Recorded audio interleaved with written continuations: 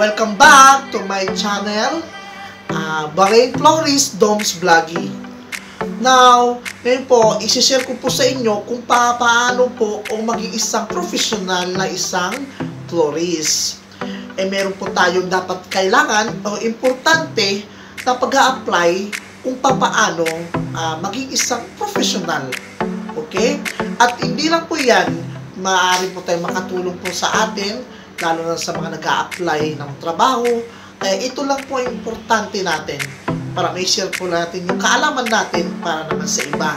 Okay? Bago mag isang florist, kailangan po ito yung kailangan importante dapat na malaman. Meron po tayong tatlong way na pamamaraan na dapat na ito'y subaybayan at sundin at alamin. Number 1, ito po yung top. Number 2, ito yung middle. And number 3, ito yung bottom. Ano po ba ang top? Ang top po, ito po ay nasa ibabaw. Habang gumagawa po kayo ng arrangement, ay kailangan mag-uumpisa palagi sa top. Kasi yung po importante doon. And the second po, middle. Pag natapos po ang top, pupunta mo tayo sa middle. Kaya po kailangan doon po susundin natin. And number 3, bottom. Yung top, middle, and bottom. Kasi kailangan po yan. Bakit po? Kasi pag nag-arrange po tayo, kailangan po natin ng paganyan, pasigsag.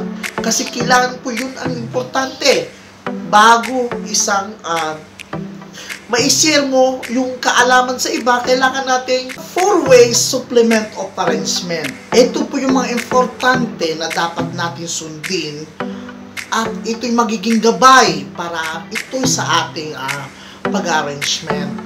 Unang-una po, number 1, yung originality. Importante po sa atin yung originality kasi once na ito yung nagkaroon ka ng isang, nag-create ka ng isang arrangement na nanggagaling sa iba at i-a-apply mo, mahirap po yun. Kailangan nanggagaling mismo sa iyo dahil doon mo mababase ang kaalaman mo bilang isang professional florist. Kailangan magiging creativity ka para ma-share mo lahat ng kaalaman mo at nag-create ka ng magandang arrangement. Number 2, contrast of color. Importante po kasi yung contrast of color. Kasi doon natin makikita kung ito ba'y halimbawa blue or pink, yellow, orange. Dapat po meron po tayong contrast of color para i-minimize natin ang isang light or dark para makikita natin yung ginagawa natin ay may dating. Okay? Number 3, balance.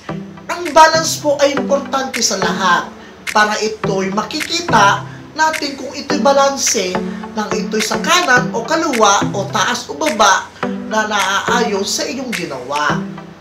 Number 4, traction. Ito po importante sa lahat. Pag kayo nag-create ng isang arrangement, ito po importante sa lahat. Arrangement, attraction. Kasi pag nakita mo ang isang bagay at natapos mo na at merong taong gustong makita ang iyong arrangement, ito yung mapapawaw. Kasi may dating. Mayroong dating kahit na simple, may dating. Eka nga sabi nila, simple but elegant. Mga kataba, sana ito kayo makatulong itong video na to para sa mga taong gusto din mag-apply o magtrabaho o isang maging professional na florist. Ito po yung mga pamamaraan na dapat natin huwag kakalimutan. Okay? Thank you for watching. Like and subscribe and click notification bell. Mga kataba, maraming salamat. Bye-bye!